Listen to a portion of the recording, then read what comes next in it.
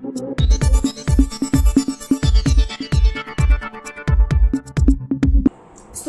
ચીખલી ગામના ખેડૂતનું પ્રાકૃતિક કૃષિ મોડેલનું ફાર્મ અન્ય ખેડૂતો માટે પ્રેરણાદાયી. બિનખર્ચાળ ખેતી એટલે પ્રાકૃતિક ખેતી. ખેડૂત સુકીરાવભાઈ ગાયકવાડ. આર્મીમાંથી રિટાયર્ડ થઈ પોતાની બંજર જમીનમાં પ્રાકૃતિક આંબા, ડાંગર, નાગલી, અડદ, સોયાબીન સહિત વિવિધ શાકભાજીની ખેતી કરી બમણી આવક મેળવી રહ્યા છે. સુકીરાવભાઈ સીઆરપીએફ બ્લેક કમાન્ડોમાંથી સેવા નિવૃત્ત કર્મચારી હવે પ્રગતિશીલ ખેડૂત તરીકે લોકોને પ્રાકૃતિક ખેતી કરતા શીખવે છે.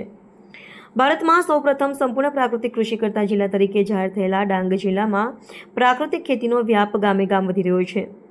જિલ્લાના અનેક ખેડૂતો પ્રાકૃતિક ખેતીનો આગ્રહ રાખી પ્રાકૃતિક ખેતીનું મહત્વ સમજી પ્રાકૃતિક ખેતી તરફ વળી રહ્યા છે. પ્રાકૃતિક ખેતી કરીને સાચું જીવન જીવ્યાના સુખદ અનુભવોને કારણે સુબીર તાલુકાના ચીખલી ગામના ખેડૂત શ્રી સુકીરાવભાઈ ગાયકવાડ અને ખેડૂતો માટે પ્રેરણા પૂરી પાડી રહ્યા છે.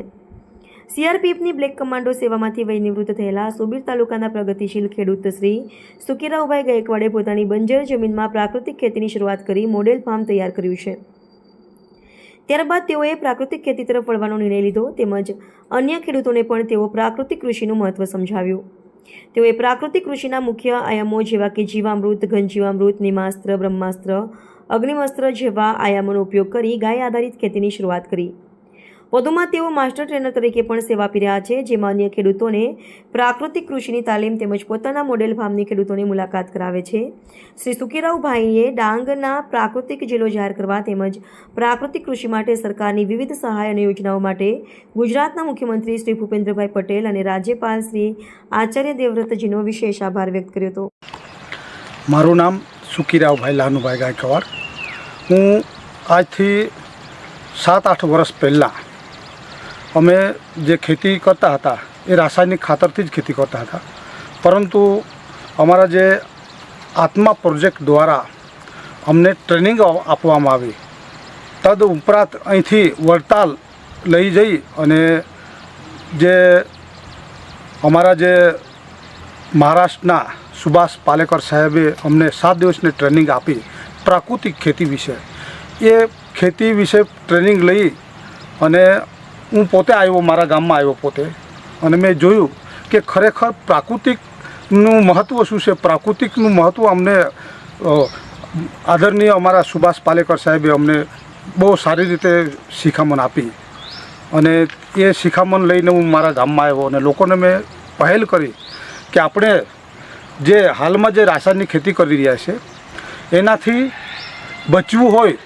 રાસાયણિક ખેતીથી અનેક પ્રકારના રોગો આપણાને લાગુ પડે છે અને એક ઝેર છે.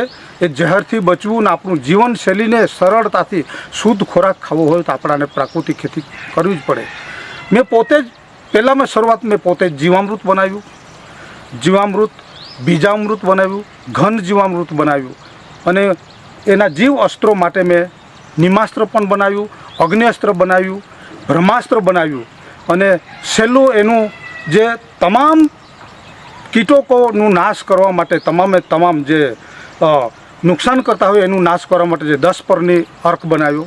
પછી મેં લોકોને બતાવ્યું કે મારું ખેતર તમે આવી જુઓ, જે કુદરતી આપણે ખેતી કરવાથી શું ફાયદો થાય છે.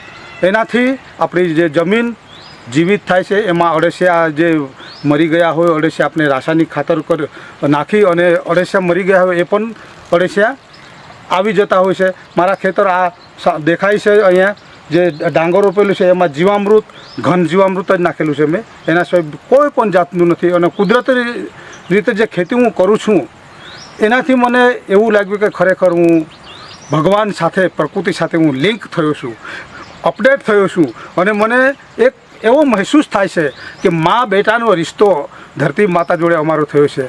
તો હું અમારા આત્મા પ્રોજેક્ટ અને મારા પ્રશાસનનો પણ હું આભાર માનું છું કે ખરેખર અમને ટ્રેનિંગ આપીને મારા ડાંગ જિલ્લાને જે પ્રાકૃતિક જાહેર કર્યું છે તો એમને હું ધન્યવાદ આપું છું. ગવર્મેન્ટને પણ, કે રાજ્યપાલ સાહેબને પણ હું ધન્યવાદ આપું છું કે મારા ડાંગ જિલ્લાને તમે અમારા ભારત દેશની આત્મા બનાવી છે.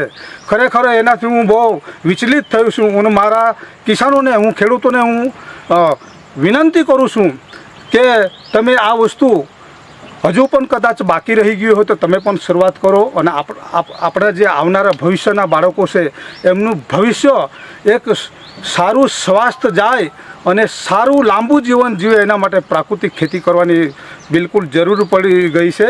તો હું એ જ મારા સંદેશ આપું છું.